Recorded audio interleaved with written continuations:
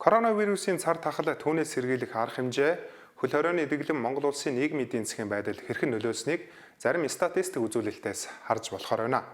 За сэтгүүлч уянгийн талаар үндэсний статистикийн хорооны дарга Ариун Заяатай ярилцсан байна. Тэгэхээр ер нь энэ COVID-19-ийн эхэлсэн сүүлийн 100 гаруй хоногийн хугацаанд нийгмийн эдийн засгийн бас тодорхой өөрчлөлтүүд гарч байгаа байх. За энэ дундаа ажилгүйдэл маш их байна гэсэн мэдээлэл иргэдийн амаас амд амжих явж байна л та. Тэгэхээр яг ингээд статистик харахаар бүртгэлтэй ажилгүй иргэд болон тэтгэмж авагчдын тоонд ер нь хэр өөрчлөлт ороод байгаа юм бэ?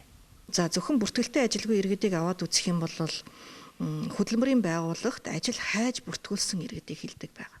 За сүүлийн сарын мэдээллүүдийг аваад үзэх юм бол өнгөрсөн оны мөн үетэй харьцуулахад тухайн бүртгэлтэй ажилгүй иргэдийн тоо буурсан нь өөрөө олон янзын шалтгаантай байгаа. Нэгдүгээрт хөл хорионы үед мэдээж тухайн хөдөлмөрийн байгууллагт очиж бүртгүүлэх иргэдийн тоо цөөрсөн тийм ээ, мөн адилхан хөдөлмөрийн зах зээл өөрөө хумигдж байгаа учраас шинээр ажлын байр санал болгох гэх мэтчлэн ажлууд бага байгаа учраас мэдээж энэ улсын бүртгэлтэй ажилгүй иргэдийн тоо буурсан үзүүлэлттэй байгаа.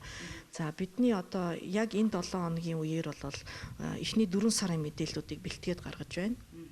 Тэгээд 20 оны 4-р сарын эцсээр гэхэд хөдөлмөрийн байгууллагт ажил хайж бүртгүүлсэн нийт улсын хэмжээнд 7.7 мянган иргэн шинээр бүртгүүлсэн байна.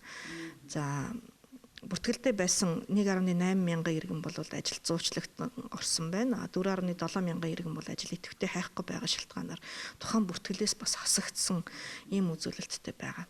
За ажил хайж байгаа иргэдийн судалгаа бол ийм байна. Харин ажилгүйдлийн тэтгэмж авагчдын тоо ер нь хэрхэн өөрчлөгдсөн юм бэ? Тэгээд ажилгүйдлийн тэтгэмжийн сангаас ер нь жилдээ 23 мянган иргэн 2019 оны хувьд ажилгүйдлийн даатгалын сангаас тэтгэмж авсан байгаа. За өмнөх оны мөн үетэй харьцуулаад үзэх юм бол эхний 2-3 сард бол тодорхой хэмжээнд нэмэгдээгүй. Харин одоо бол нэг бага зэрэгээр нэмэгдэж байгаа. 4-р сарын байдлаар ажилгүйдлийн даатгалын сангаас эхний 4 сард 7.5 мянган хүн хандаж 17 тэрбум төгрөг авсан байна. За тэгэхээр энэ тэтгэмж авагчид бол өмнөх оны мөн үетэй харьцуулахад 527 хүнээр нэмэгдсэн байна, тийм ээ. 527 хүнээр нэмэгдсэн энэ үзүүлэлт нь өөрөө хувиар илэрхийлэх юм бол 7.6% л нэмэгдлийг өссөн үзүүлэлт байна. Гэхдээ ингээд тоогоор нь аваад үзэх юм бол үнэхээр өнөөдөр хүлээгдэж байгаа яригдж байгаа хэмжээнд энэ ажилгүйдлийн даатгалын сангаас тэтгэмж авсан хүмүүсийн тоо бол харьцуулашгүй бага л да. Тийм учраас бид өнөөдөр нийт ажилгүйдлийн хүрээг зөвхөн бүртгэлтэй ажилгүй иргэд болон энэ ажилгүйдлийн даатгалын сангаас тэтгэмж авсан хүнээр төлөөлөн ярих ердөөсөө боломжгүй байна. Өнгөрсөн энэ 4 сарыг аваад үзэх юм бол олгосон тэтгэмжийн хэмжээ нь 4.8 тэрбум төгрөгөөр нэмэгдсэн байна л да өмнөх оны мөн үеэс. Тэгэхээр энэ өөрөө 39% өсөлт харуулж байна. Тэгэхээр энийг задлаад аваад үзэх юм бол илүү бас өндөр цалинтай олон жил доктортой ажилласан хүмүүсийн ажлын байргүй болсон шалтгаанууд нь бас эндээс харагдаж байна гэсэн. Тэгэхээр сүүлийн үед бас малчтын дунд маш их хүлээлт үүсгээд байгаа. Ноолуурын үн өсөх нь үү? Ноолуур хэттэй байна гэ нэгнээс их асууж байна л да. Статистикаар ямар дунгаар вэ? За манай статистикийн хувьд бол 7 хоног бүр үнийн мэдээг өргөн хэрэглээний бараа бүтээгдэхүүний хувьд зарладаг байгаа. Түүн дотор бол мэдээж бас энэ цагаан ноолуур, бор ноолуурын үн ордог. 2020 оны 4-р сарын байдлаар авч үзэхэд цагаан ноолуурын 1 кг-ын дундаж үн нь улсын хэмжээнд 47 буюу 48 мянган төгрөг байна.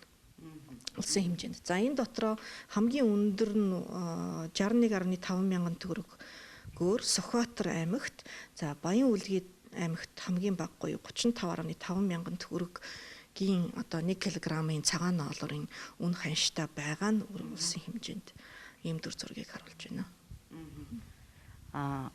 Яг энэ цар тахал ихснээс хойш гадаад худалдаанд бас тодорхой өөрчлөлтүүд гарч байна уу? Тэгэхээр яг энэ маань зөвхөн манай Монгол улсдаач биш, дэлхийн нийтээрээ бүхий л одоо энэ хөл хорой тогтоосон коронавирусын хямралын үед бүхий л гадаад дотоод худалдаа зогсон байдалтай байгаа. Манай Монгол улсын хувьд авч үзэх юм бол гадаад худалдааны мэдээ бас үндсэндээ 4-р сарын байдлаар авч үзэхэд экспортын хэмжээ жишээлбэл өмнөх оны мөн үеэс 45.3% буурсан ийм үзүүлэлттэй байна. Экспорт. За импорт бол 10.2% одоо бас буурсан ийм үзүүлэлттэй байна. Гэхдээ сүүлийн одоо юу гэдгийг эхний 4 сарыг авч үзэх юм бол одоо энэ 4-р сард өмнөх сараасаа харьцангуй одоо өсөлттэй байгаа үзүүлэлт нь өөрөө бас бага зэрэгээр одоо сэргэж байна. Бусад улс орнууд ч гэсэн одоо энэ коронавирусын одоо эхний давалгааг харьцангуй сайн одоо даван туулж бас иргэн сэргэх хандлага байна гэдгийг харуулж байна.